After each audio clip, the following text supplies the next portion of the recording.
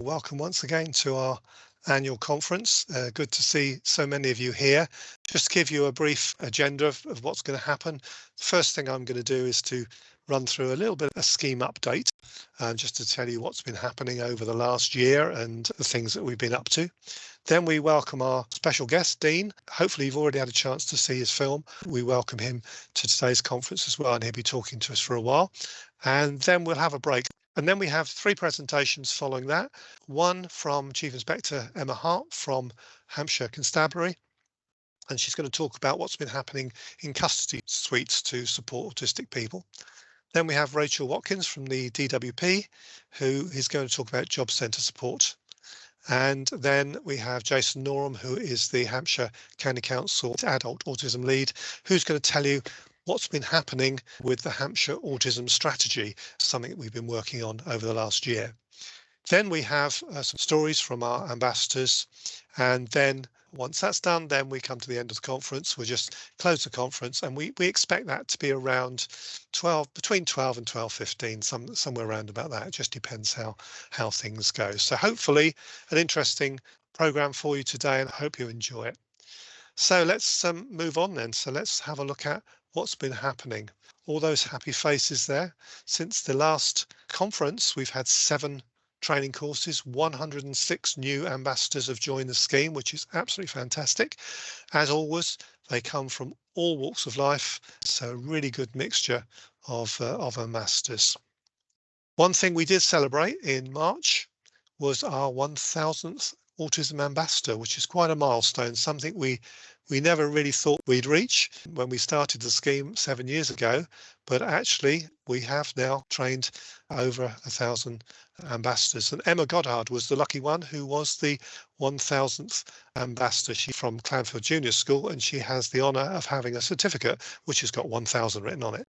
So since the scheme started, we now have 1,091 people trained as ambassadors, which is a phenomenal number. What happens usually is that not everybody re-engages with the scheme when it comes up to renew membership, and we have quite a number of people don't continue formally as ambassadors. So at the moment we have we reckon it's about 376 ambassadors still fully engaged with the scheme. But of course there's all those other ambassadors who've still been trained. I'm sure they're still out there and they're spreading the word, which is what it's all about. So it's great that we've got so many people that have got that knowledge and can get out there and kill off all those myths about autism that we still hear. So they're doing a great job.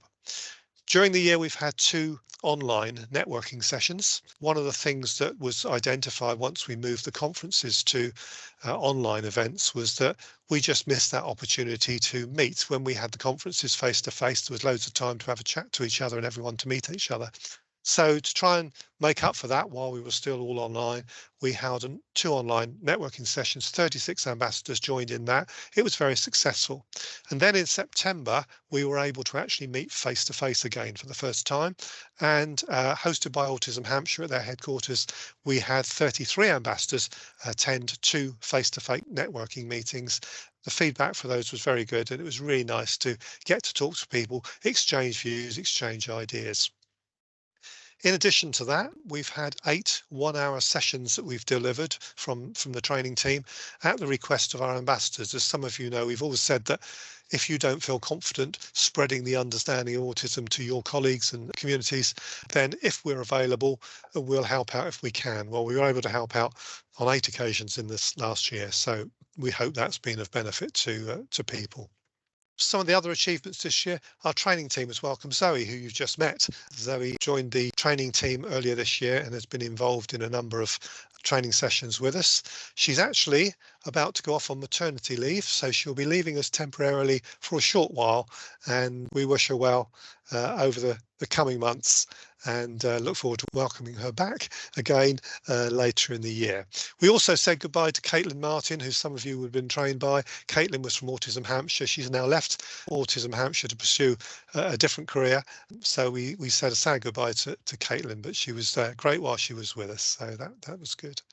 Our annual membership and charging for initial training courses continues. We try and keep that as low as possible, of course, but it does help the scheme to run. It's really really does make a difference. And as you're probably aware, the scheme has no formal budget.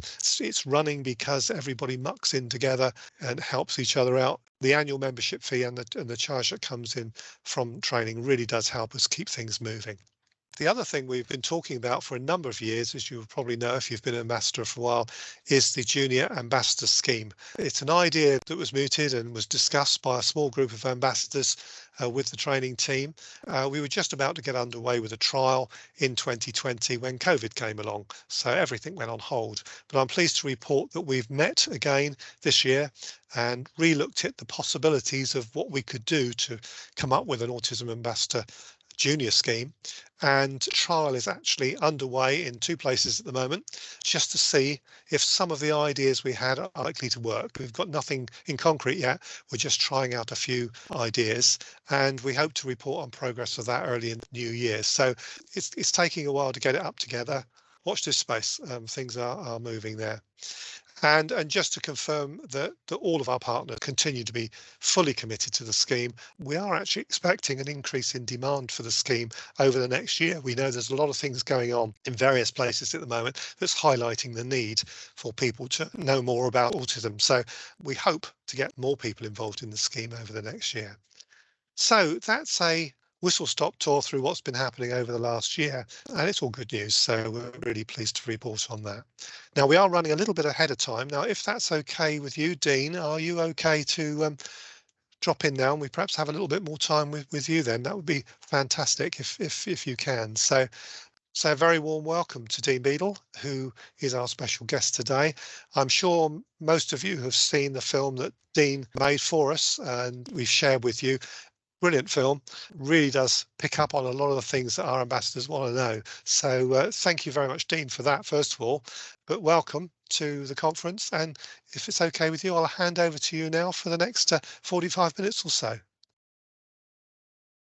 We're going to move on now with the programme, and it's my pleasure to introduce to you Chief Inspector Emma Hart from Hampshire Constabulary.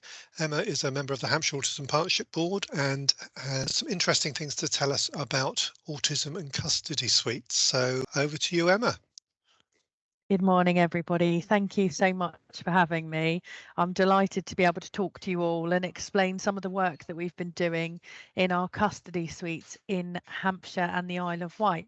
Hampshire and the Isle of Wight is governed by 4 custody suites, one in Southampton, one in Basingstoke, one in Portsmouth, and one on the Isle of Wight itself in Newport. And actually, what has been happening through the last 5 to 10 years is that we've been updating our estates and they're better than they ever were. But actually, that there are still some adjustments that need to be made. The biggest thing for policing in general is that custody is no longer seen as a punitive measure. It's not something that that should form part of the punishment, and actually is a place where people can be held safely and securely whilst we investigate matters. And so part of what we're trying to achieve in our custody suites is that people's well-being and welfare are taken care of. And what we always say kind of is that people should leave the same condition or better than they came in with. So we shouldn't have anybody that's disproportionately impacted from a custody stay. Now, we can hold people in custody initially for 24 hours, but for more serious cases, that can go up to 96 hours. We can apply for a superintendent's extension and a magistrate's court extension. So, you know, for somebody with autism, this is quite impactful, and there are levels of support that we can give people. We looked at it in 2 phases. So the first thing we did is we had mandatory autism training for all custody staff, both detention officers and sergeants. And the reason that we made sure that both roles were covered is that detention officers are there for the welfare and the well-being of the individual, and the sergeants look after the legal rights. So it was really important that they both had that. We also rewrote the initial training for both roles to include neurodiversity generally. And what that meant is that people understood that individuals might need different levels of care or different ways of communicating in order to make sure that they understand what's going on. Because it's really important that when people are arrested, they understand what's going on, and that they feel legally that their legal rights are protected. We also looked at reasonable adjustments. So for example, we looked at weighted blankets. They didn't work out from a risk point of view, but we do have safety blankets that we can use. We created a sensory box in each custody suite. So it's got poppets, mindfulness colouring, things like that, where when people are really, really stressed, that they can use them to calm down.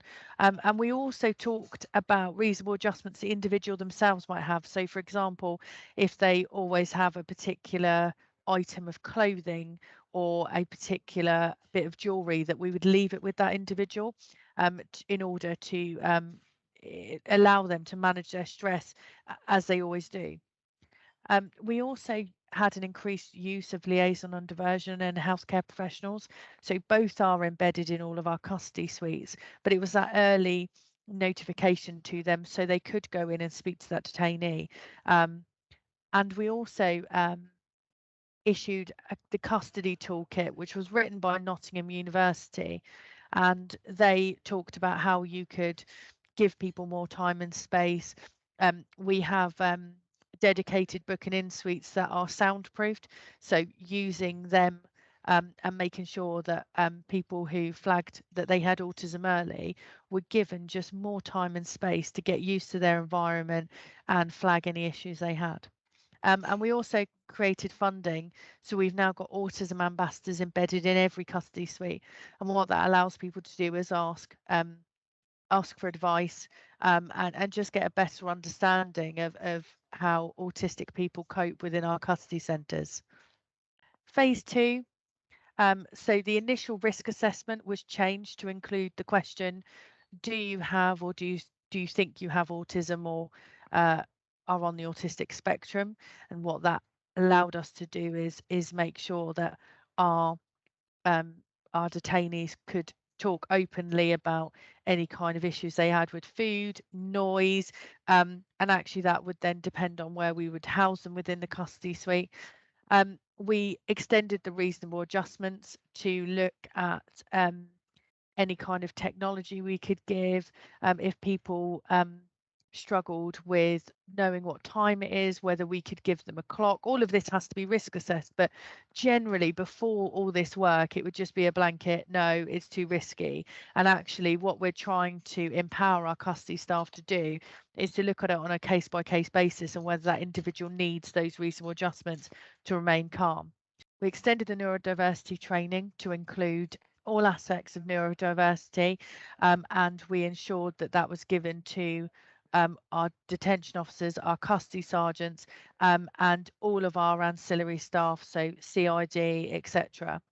And we extended our diversionary activities, making sure that people were offered, time to go in at exercise yards, time to go in the shower, etc., to make sure that if they had a routine, we could stick to it as much as possible. We also educated around food in custody. So as somebody who has a 15-year-old that's about to be diagnosed with autism, my 15-year-old really struggles with food that they don't see being prepared, which causes a few issues when we want to go out and about for food. But also if they were then detained in custody, actually, how would they eat? And previously we've again said, oh, well, if the food has to come from us, but actually talking to people about how can we talk to them about their food, make sure that they eat whilst they're in custody. And at the moment, we're working towards engagement with autistic detainees to improve experience and really sit down with people and ask them what would have changed their experience and improved it to make sure that they feel comfortable, etc. I accept that custody, if you're arrested and you go to custody, that is difficult for anybody. But when you see that autistic people will generally avoid stressors. Custody is probably the most stressful environment. And so we talked about lighting, noise, that all of those things that might be an issue, and really encouraged our staff to start really asking probing questions about what their autism means, what they struggle with, what we could do to improve that experience overall. Because ultimately, they've just been arrested, they are not presumed guilty, and it's for us to make them as comfortable as possible so they get their fair chance at justice, and that's what we've actively been working towards. Any questions? We have educated our staff that if they give an autism alert card, then they are to explore that. I think what was happening before this training is, if they had an autism alert card, they would get reasonable adjustments. People would actively kind of sit down, talk to them about how they can help. But if somebody said, I think I'm autistic, they wouldn't get that same response. And that's what we've almost leveled that playing field now, because generally people don't say they think they're autistic without probably a lot of research and more accurately self-diagnosis. The question is, do you add an alert on their record in case they're arrested in the future? And the answer is no, we don't do that, because it is medical information, and therefore we cannot restrict how people see that enough that we would be comfortable in leaving that somewhere. But we do have a liaison on diversion report, and that report will always be checked regardless of whenever they're next arrested. That would be checked, so that would contain that information in there. If they become somebody who is frequently arrested with ourselves, then we would look to have a safety management plan within custody, and so that there are ways that we would actively disclose the fact they're autistic, but really it's an individual, it's for the individual to disclose rather than us to take that from them.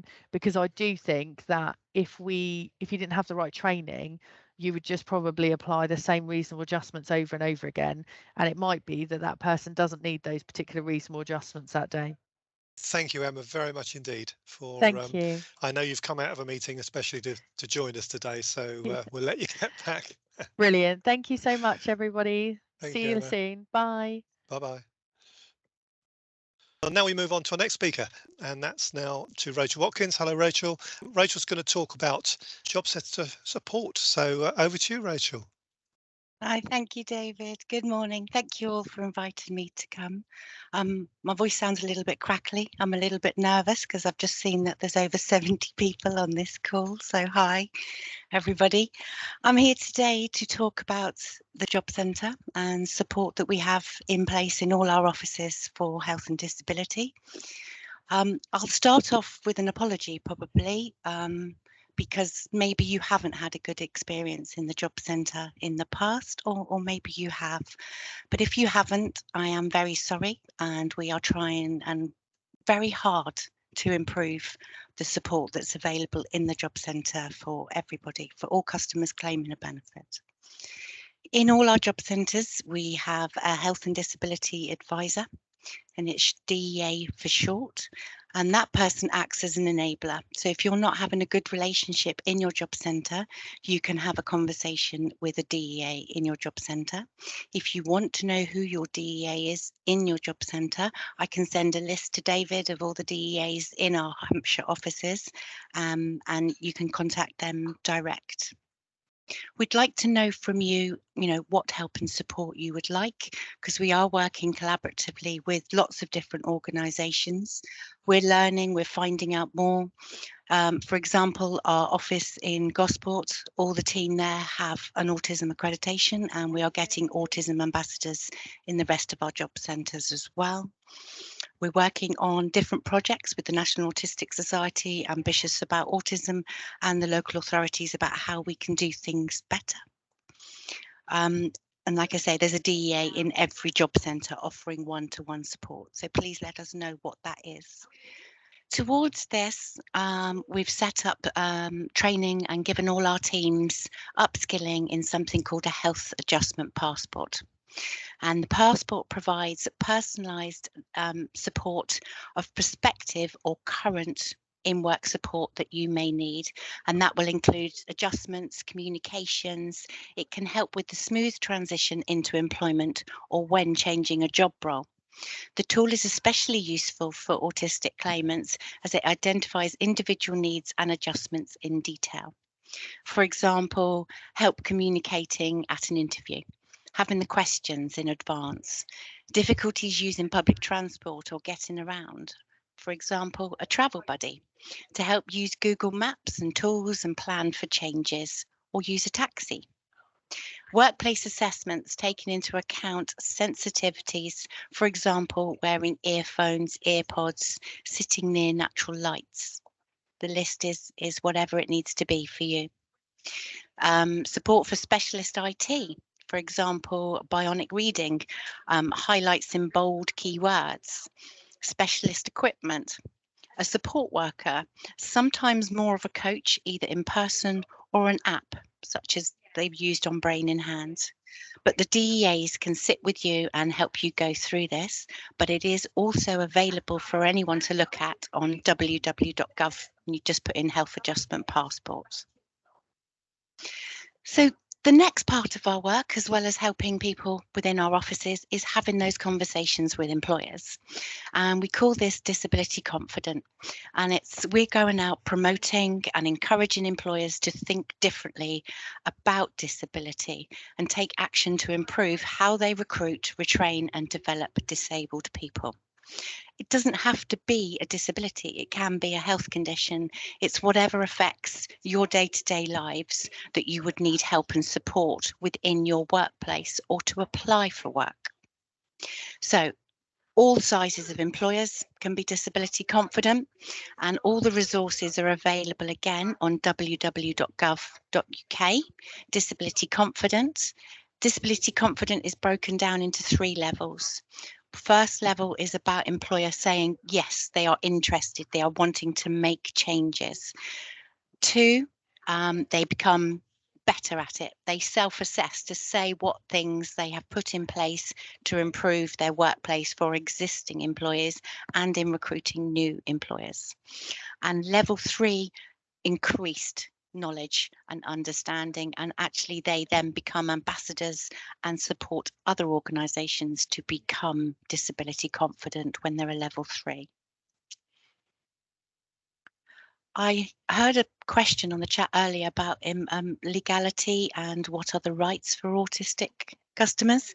That will come under the Disability Equality Act, but it's not about defining a disability. So there's some information there all on the Act, and also you have ACAS, which works through all employment law, but any individual cases or support needed for that, you could go in and speak to the DEA in your local job centre, or David can contact myself if you've got an employer who's not doing what they should and they are disability confident. That is something then we can feed up and help facilitate or mediate with.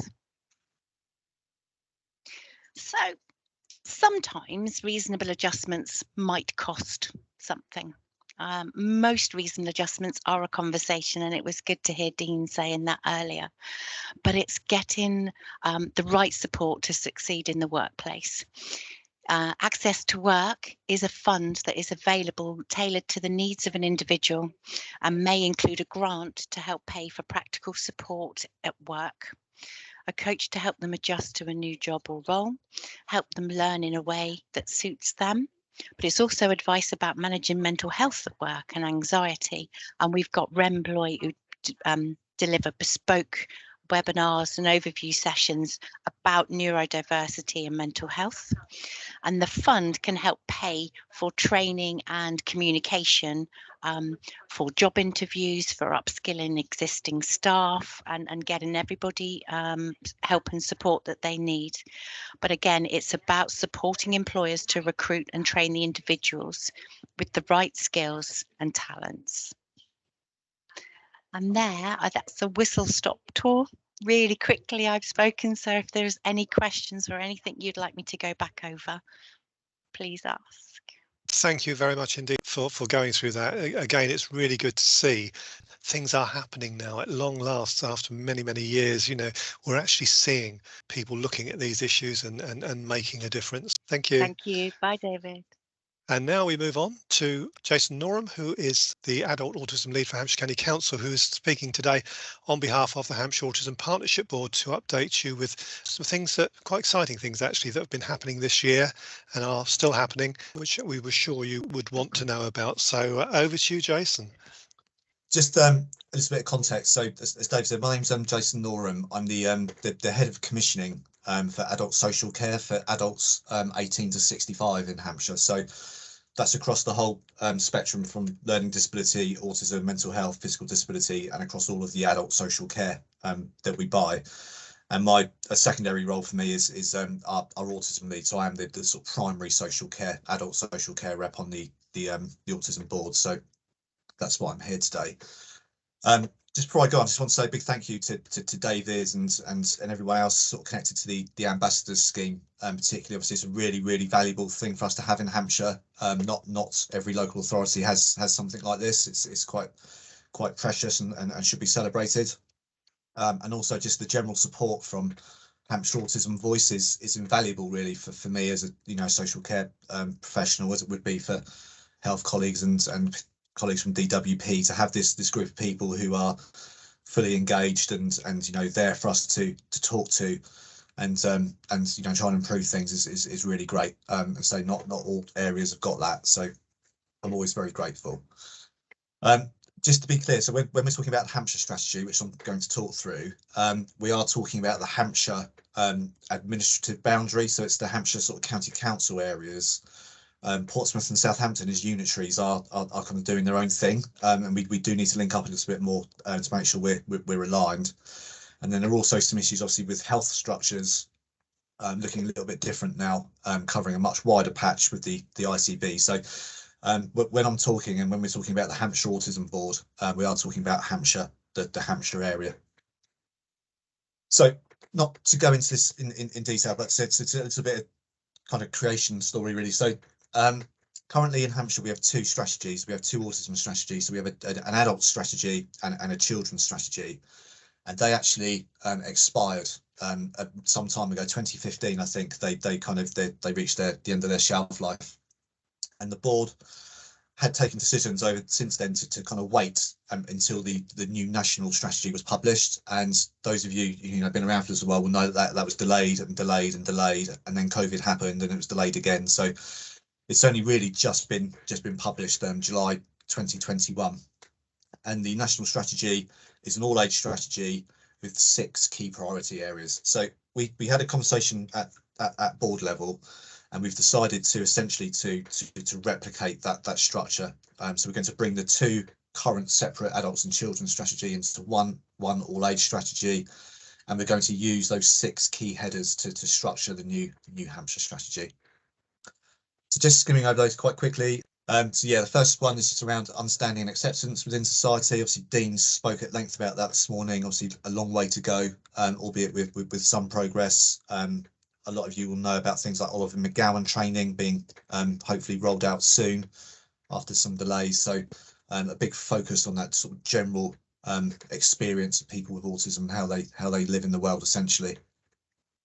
A second area around children and transitions kind of speaks for itself. Again, Dean spoke at length around his experience in the educational system and how things have moved on, but still lots and lots of room for improvement, and particularly around diagnostic pathway, I think.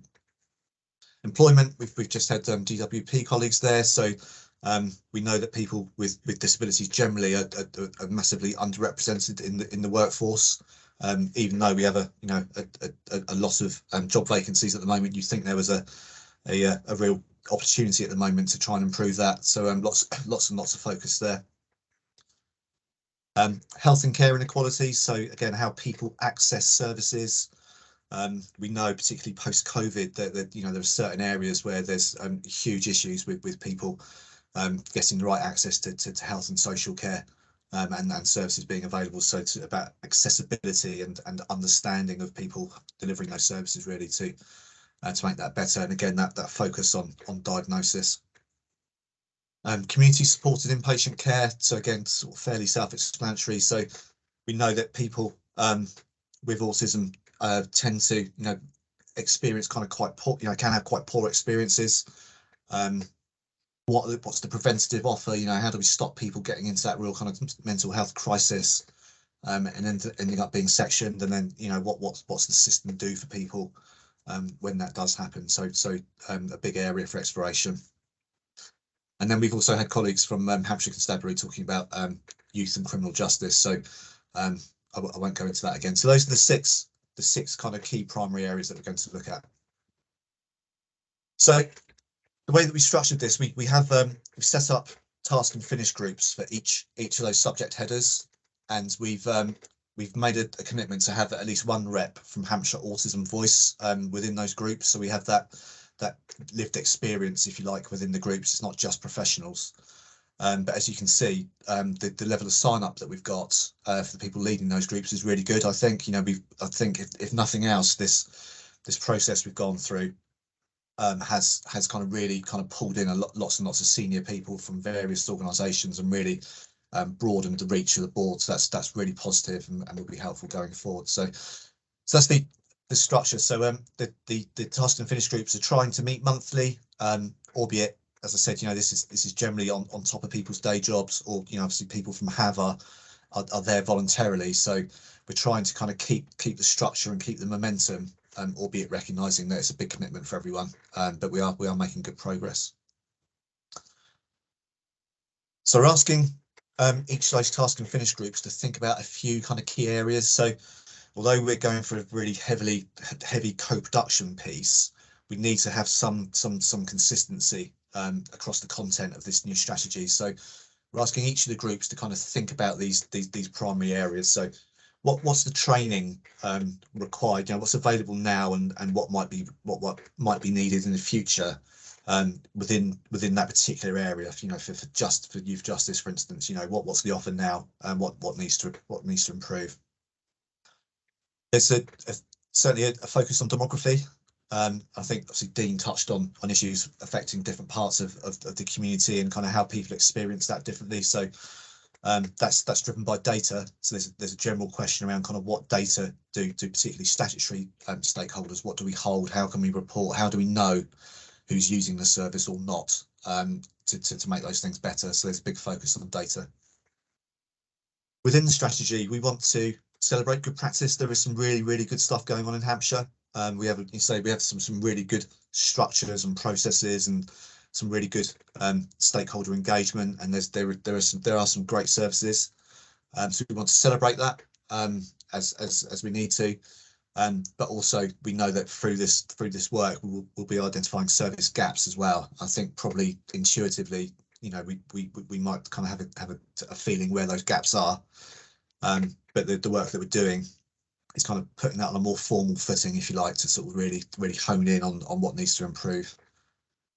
And then there's probably a bit around kind of Hampshire issues. Are there issues or characteristics of Hampshire as a place that mean we're different from the kind of the norm, the national average, if you like, in terms of things like employment rates or access to health, access to social care.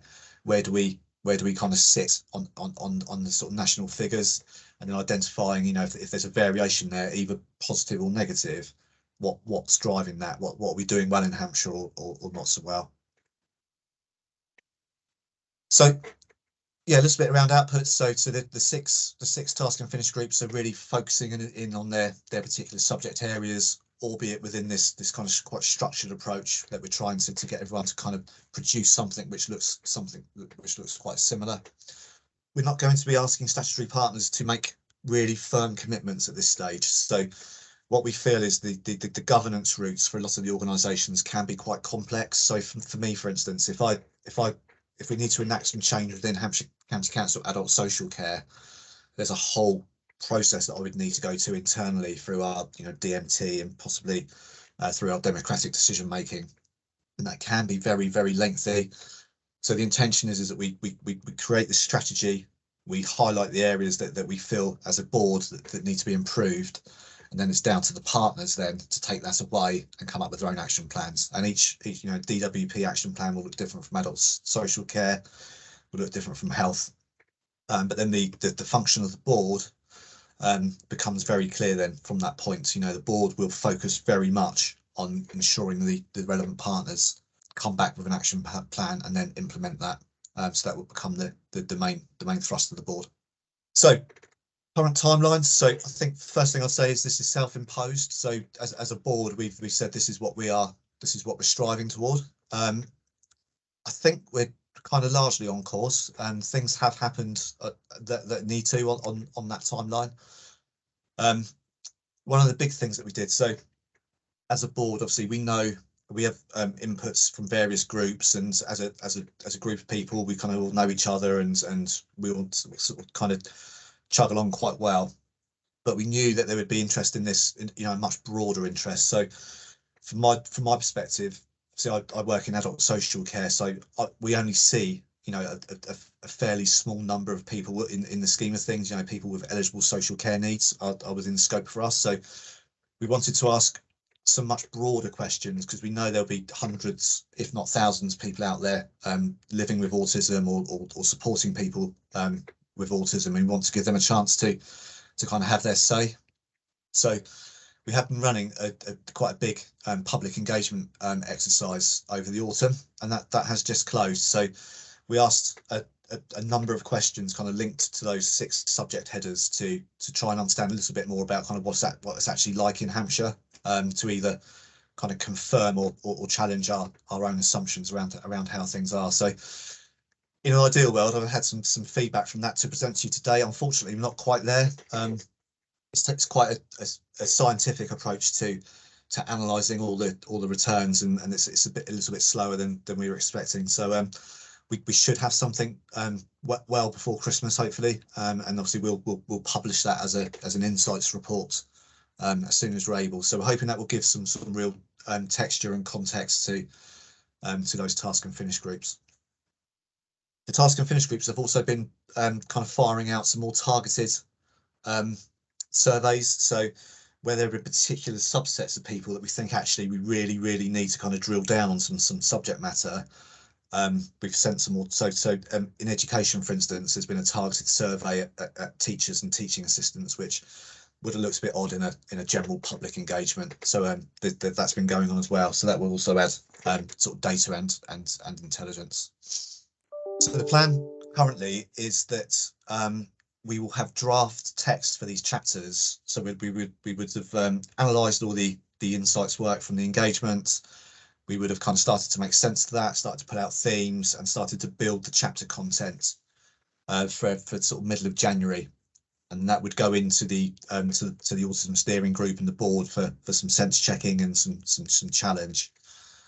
And then we have a kind of a submission date, if you like, to the board co-chairs for February 23. So I look at that a little bit nervously, if I'm honest. It's not that far away. It sounds like a long way away, doesn't it? But in terms of the time, so we will see. What we don't want, obviously, is this to be going on for years. We do need to crack on. But if we don't make March 23, if it has to be a bit later, then I think that will be okay. I'd rather kind of get it right rather than do it fast. I think is probably the sort of the group consensus. So, but we'll continue to have that conversation internally. And just to reiterate, this is across the whole age spectrum. So it will talk about children, it will talk about education, schools, social care, health, education, justice, all those areas. So it's going to be quite big. And then there are a few things that stakeholders, particularly the statutory agencies, so social care, health, DWP, all the others, if you like.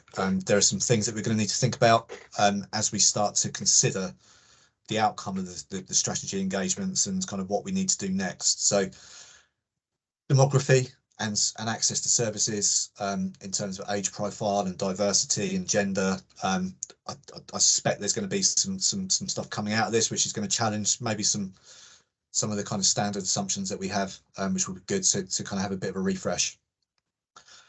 There's a whole theme, I think, around sort of learning disability and autism without learning disability.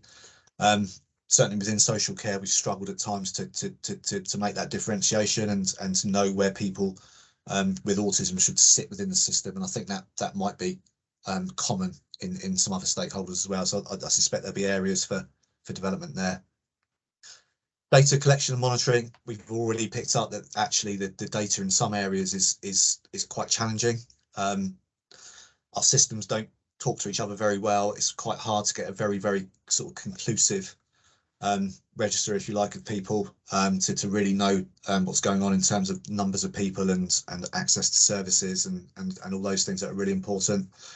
So there'll be some areas for improvement there.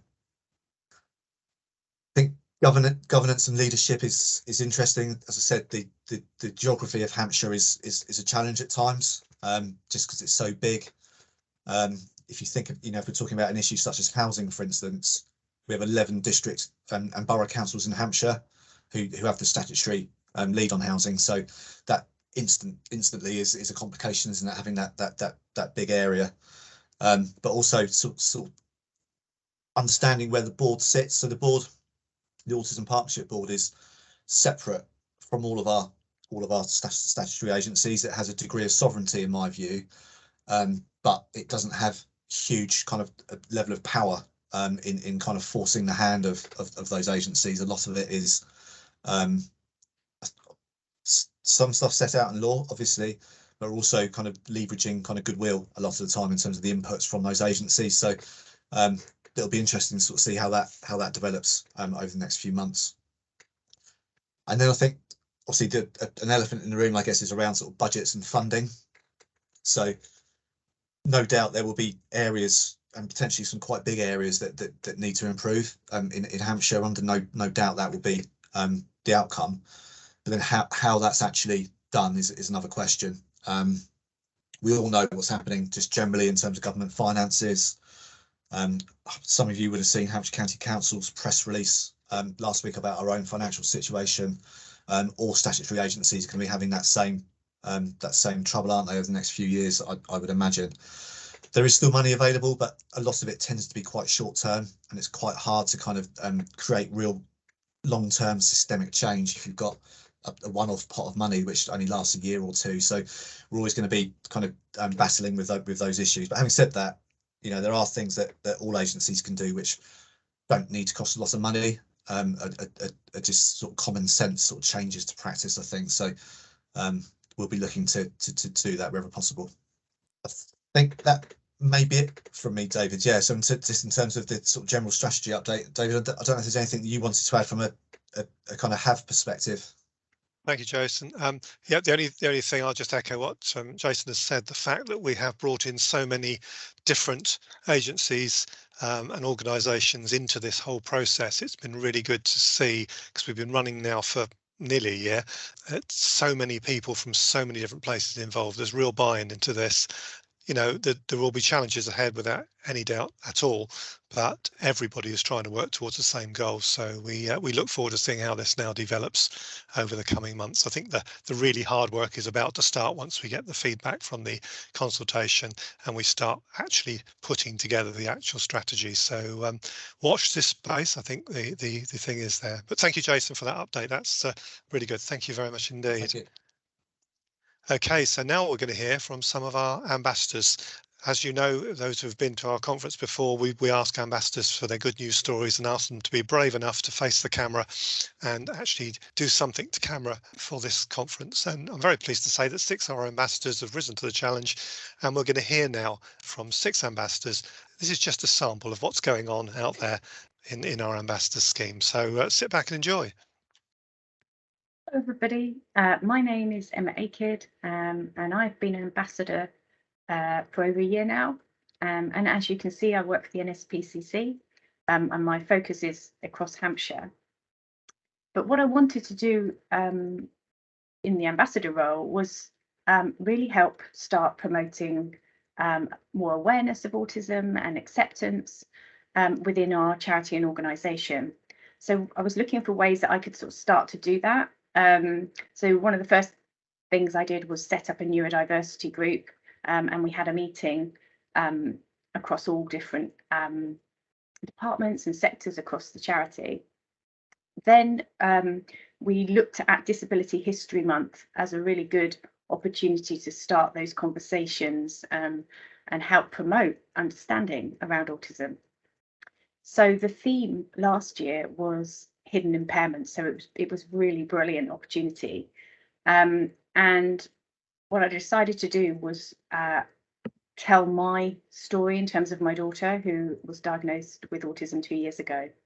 So I wrote a blog and that went on our internal intranet. And I also spoke to my daughter Millie, who kindly agreed to be interviewed as well. So I interviewed her.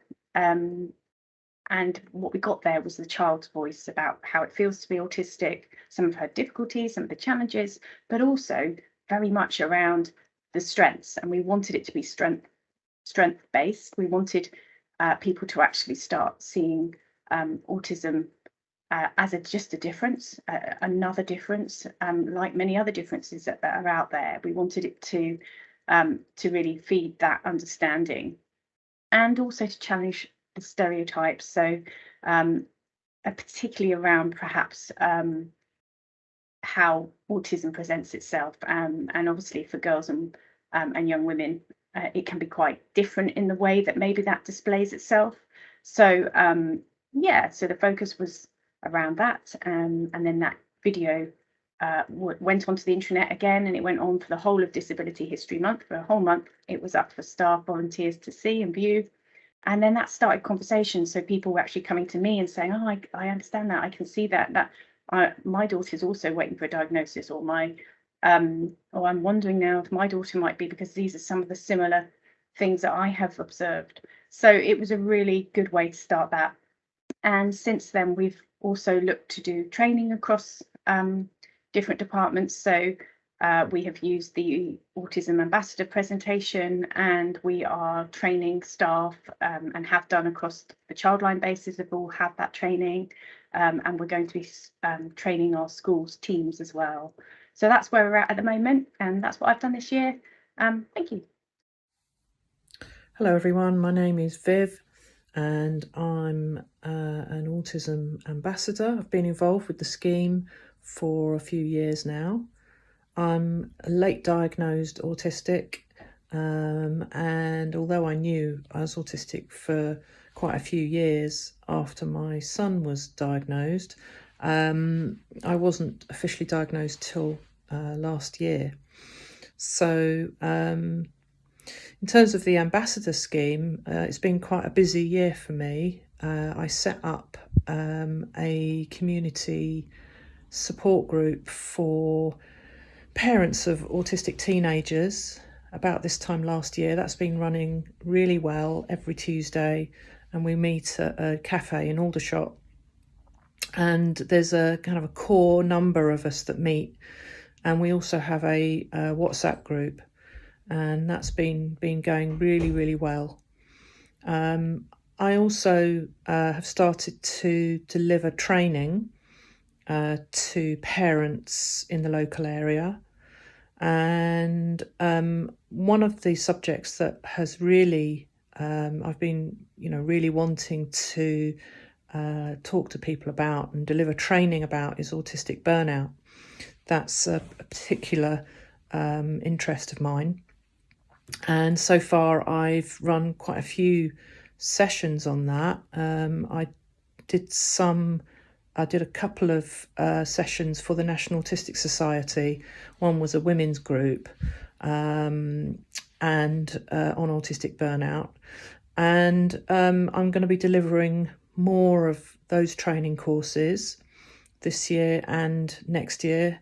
I've been doing some training for Ask About Autism for parents.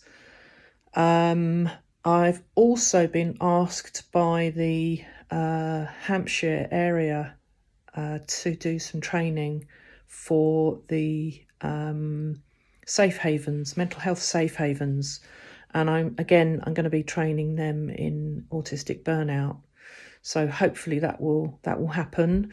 And recently I've been able to make a contribution to the new autism strategy for Hampshire. and again that was about autistic burnout. So I've written a couple of paragraphs that will hopefully be being published in the strategy about that subject. And I've lots going on, lots of good stuff, and it's been nice to tell you my good news. Hi, I'm Holly, and in the last year I've given a presentation to host families from Brockenhurst College to talk to them about autistic students that might be coming to stay with them and what they can do to understand and support them. I've also given a presentation to students and staff from the South Coast Doctoral Training Partnership to help them understand the autistic experience and also how to support and accommodate autistic students, colleagues and research participants that they might be working with. I'm Equality, Diversity and Inclusion Champion for the South Coast Doctoral Training Partnership, and as part of this, for the last year I've been running regular neurodivergent student peer support groups where neurodivergent students meet up and talk about things that they're facing at the moment, and we can trade advice and share support. I've also had a book chapter that I've co-authored that's been published, and that is on neurodivergence and motherhood. So in that I challenge some myths and misconceptions about what it's like to be an autistic parent, and also give some advice to therapists working with autistic parents. And as a school governor, I've also worked with the National Governance Association to help them develop a diversity indicators questionnaire for governors, and I've recommended that they include a question about neurodivergence because I think that inclusion of neurodivergent and autistic governors is really important, that autistic and neurodivergent governors are represented on boards. It's me again. I realised that I forgot to tell you about something else that I've been working on. I've been working on a research project looking at the facial expressions and body language of autistic people during video calls with other autistic and non-autistic people. So I'm about to start collecting data on that within the last few months, and I've been working with Autism Hampshire's Experts by Experience group on this, who have been and are going to be helping me make sure that the design and the materials that I'm using are acceptable and accessible for autistic people. Hi, so I joined as an ambassador in 2021, initially as a parent of an autistic little boy that I wanted to promote the knowledge and understanding within my team, but also sort of build on some of my own knowledge. Since that, however, I have moved roles and I'm now working in the Hampshire Autism Partnership Board, so work with the Ambassador scheme a lot closer. I've promoted the scheme to pretty much anybody that will listen to me, frankly. I'm really proud that after talking to some of the transport companies, as well as the prison service, the transport companies are looking to bring their training team on board as ambassadors, and we have some prison officers who are going to be joining the scheme also. On top of that, we've been working with our school improvement services to build on the great number of teachers that we already have as ambassadors in school, as well as bringing on some leisure centres and hopefully those some from the Hampshire FA also. So really exciting things coming forward. I really enjoy the Facebook group. The network that's there is great for sharing events, and I really use it as a good tool for trying to get hold of people when we're not quite sure where we need to go and get ideas and queries. I think it's an amazing accomplishment what the Autism Ambassador scheme manages with such a small number within a team. I'm really proud to be part of the scheme. I'm really proud to be an ambassador, and I can't wait to see what happens in the next year. Thank you. Hello, my name's Katie Monday, and my good news story that I wanted to share with you all is that I've just finished my Masters in Research, or my MRes, at the University of Portsmouth, and I spent the last 2 years talking to various trans and or non-binary autistic people about their everyday lived experiences. And it's been really amazing, and it's been amazing as a person who works with gender divergent autistic young people and as a trans masc non-binary autistic person myself. And the things that they spoke about were mental health issues and substance use. They were talking about employment, transphobia, ableism, all sorts of really in-depth, really interesting experiences that they brought with them, and lots of knowledge too. So it's well worth a read. It's on my website at the moment, which is autisticltd.co.uk. Autistic Ltd is Autistic and Living the Dream. That's the page, the name that I do on my social media. And it's really important that trans autistic people have their voices heard, because autism research for nearly 80 years now has been based on non-autistic perspectives, non-autistic people's experiences of autistic people, and trans research has pretty much been the same. So to have been able to contribute to trans autistic research as a trans autistic person with trans autistic adults has been amazing. And that has been my good news story of the last 2 years. And I have no doubt that it's going to be a little bit longer still as well, because there's a lot more information to unpick.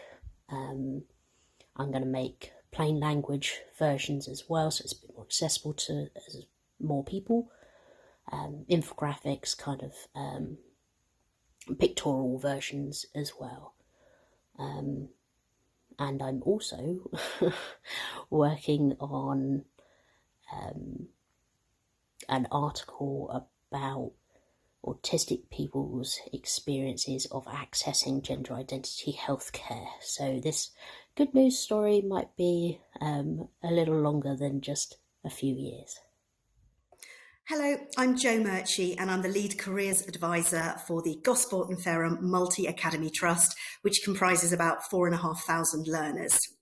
I first became interested in autism from a careers perspective on the 4th of February 2020. I know that sounds really, really specific, but on that day, we had invited into school some representatives from local organisations to talk about different pathways into their industries and sectors. And one of those was the Office for National Statistics. And I had a group of students in the careers room here, a group of about 15 students. A lot of them seemed quite bored and just wanted to eat their lunch. And one student in particular was asking a lot of really good questions, making notes, was hanging off the speaker's every word. And when this group of students left, the person who'd come in from the ONS said to me, "I'd really like you to encourage that lad to apply to us. He's autistic, isn't he? I'm really looking for that kind of skill set. So please have a chat with him." And it was like a complete light bulb moment for me. It had never occurred to me before that autism could be something that employers would actually look for. In fact, as a careers advisor, it had never formed part of any of my training, even my whole level 6 qualification. I don't think the word autism cropped up. This led me to want to find out a lot more about this. What were the skills that our employers were looking for? What is it that makes autistic young people different? And it took me on a journey to become an Autism Ambassador, and a lot more trainings and a lot more awareness. But one thing I just wanted to talk about is the small changes we've made to the one-to-one careers meetings we hold with every student to ensure that our students who are autistic are as comfortable and able to be themselves in the meeting as they possibly can be. So one thing I did, and following on from the Autism Hampshire meeting that I went to a few weeks ago, is that we've put some more expectations in place, some more information for our students coming to meetings. I've done an assembly about what to expect when you come to a careers meeting, and I've created a page on our careers website all about what's going to happen in the meeting, where the meetings are taking place, and even some photographs of what the rooms look like where we hold the meetings. In terms of meeting space, I can show you a little bit. We have a lovely big bright room here. We also have a little quiet corner with comfy chairs where if a student doesn't want to come and sit at the main table, but they feel more comfortable in a smaller space, we can go there. I've got my fidget toys, which have proved to be very, very popular. And students love the fact that they're allowed to use them when they're talking to me if they want to. And in and around the school, I have my autism awareness badge so that Students who aren't just coming to a careers meeting know that there is someone in the building that they can come and have a chat to at any time if they want to. So I've still got a lot to learn. I'm doing a lot of work with employers now who are really interested in employing neurodiverse students. They're putting programs in place. So I think things are happening, and it's just something I've become incredibly passionate about. Thank you.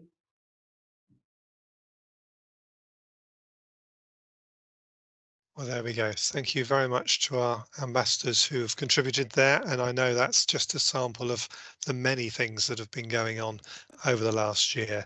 And I think this is a good opportunity to say a very big thank you to everyone in the ambassador scheme who've been doing so many things. You know, we could only feature a few, as I say there, of the things you've been doing the year, but, you know, thank you for your commitment. Please keep doing them, and please keep sending in your good news stories, because it's always great to hear and we can share those with everybody else. So well done to absolutely everybody.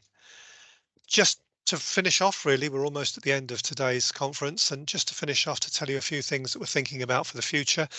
We've got to fix up some more training courses for 2023. They're going to be planned shortly. We have a meeting in a couple of weeks, and we're hoping that this time will be a mixture of perhaps face-to-face and online training. We hope we can get back into the face-to-face situation soon, but we do know that for some people the online version is working really well. So with a bit of luck, we'll be able to offer both options in the next year.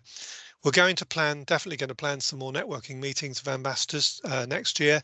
So we hope that will be an opportunity for you to come along and chat to your colleagues and exchange views. And we, of course, always would like to see more ambassadors networking on our Facebook group. Lots of people are already on it, but plenty of room for more. And if you get the opportunity to share the news about the scheme, we're really looking to attract more ambassadors, particularly from shops, community, leisure, and from employers into the scheme. The more the merrier. And of course, we will build the scheme based on your feedback, because that is so important. One thing I would like to just share with you, it's a blatant advert, I must admit, but it's for a good reason. This is the first time we've announced this publicly, so you're the first to hear that Professor Tony Attwood, who, as you probably are aware, is one of the world's leading speakers on autism, is going to be giving a seminar for us, for the NAS South Hampshire branch, on Tuesday the 16th of May in Winchester Guildhall.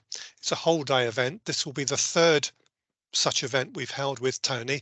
The last one, believe it or not, was 6 years ago, and I know some of you here today would have attended that. But Tony's back over from Australia in May, and he will be presenting for us.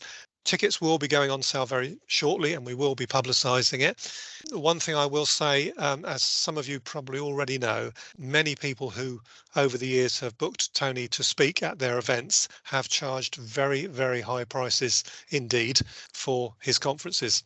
And unfortunately, that very often prevents many autistic people and many family members of autistic people in particular from attending, because it's just priced out of the market. We are not using this event in the South Hampshire branch as a fundraising exercise. We are actually subsidising the event from our funds in order that we keep the price as low as we possibly can. There will be two prices. There will be a professional price, and there will be a price for autistic people and their families. And we are going to have a special price for our autism ambassadors and for teaching assistants. We know teaching assistants are always at the bottom of the pile when it comes to funding for training. And we know that our ambassadors are doing such a good job out there. They really would benefit from hearing from Professor Tony Attwood. So there will be a special price for you as well. So save the date, Tuesday 16th of May, and we'll circulate the details to you very, very soon. We're just finalising the very last things for this event. And that's it, really. We're done. Please feedback on today's conference. Vanessa will send you a link to a feedback form. So please let us know what you thought. Give us your ideas, because we're already got to think about next year's conference.